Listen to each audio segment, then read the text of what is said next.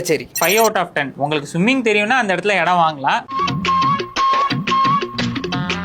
But ஜனவரில இருந்து November வரைக்கும் எந்த பிரச்சனையும் இருக்காது. டிசம்பர் ஒரு மாசம் தான் பிரச்சனை. Pallikaranai 6 out of 10. இது பிட்வீன் மேடவாக்கம் அண்ட் வேளச்சேரியில இருக்கு. ஒரே மைனஸ் பாயிண்ட் பக்கத்துல மார்ஷ் லேண்ட் இருக்கு. Riddles 6 out of 10. புழல் ஏரி பக்கத்துல இருக்கு. மழை காலத்துல ஏரி ஏதாவது திறந்து விட்டாங்கன்னா கொஞ்சம் அலர்ட்டா இருக்கணும். Tambaram 8 out of 10. தாம்பரம் எப்பயுமே ஒரு சென்டர் பாயிண்ட். ஏன்னா கிளாம்பாக்கம் பஸ் ஸ்டாண்ட், தாம்பரத்திலேயே ரயில்வே ஸ்டேஷன் இருக்கு, பக்கத்துலயே ஏர்போர்ட்டும் இருக்கு. ECR 9 out of 10. உங்களுக்கு ஒர்க் லொகேஷன் அங்க இருக்கு, இல்ல செகண்டரியா ஒரு ரிசார்ட் டைப்ல ஏதாவது வீடு வாங்கணும் அப்படின்னா அங்க நீங்க இன்வெஸ்ட் பண்ணலாம். நங்கநல்லூர் 7/10 வேளச்சேரி பக்கத்துல இருக்கு. பட் இப்போ ரொம்ப கன்ஜஸ்டடா இருக்கு. ரொம்ப நெசசிட்டியா இருந்தா அங்க நீங்க இன்வெஸ்ட் பண்ணலாம். Avadi 7 out of 10. இப்போ டெவலப்பிங் ஏரியா, கோர் இண்டஸ்ட்ரீஸ்ல ஒர்க் பண்றவங்களுக்கு இது ஒரு நல்ல option to invest. Minjur 8 out of 10. ப்ராப்பரா இப்பவே பிளான் பண்ணி இன்வெஸ்ட் பண்ணிட்டீங்கன்னா ஃபியூச்சர்ல நல்ல ரிட்டர்ன்ஸ் பார்க்கலாம். Medavakkam 8 out of 10. ஏன்னா இது centre point of Velachery, Kilambakkam bus stand, railway station and even airport கூட. நீங்க எல்லா ஸ்பாட்டுக்குமே அரை மணி நேரத்துக்குள்ள ரீச் ஆகலாம். Kilambakkam 9 out of 10. இப்பதான் ரீசெண்டா பஸ் ஸ்டாண்டும் அங்க வந்திருக்குது.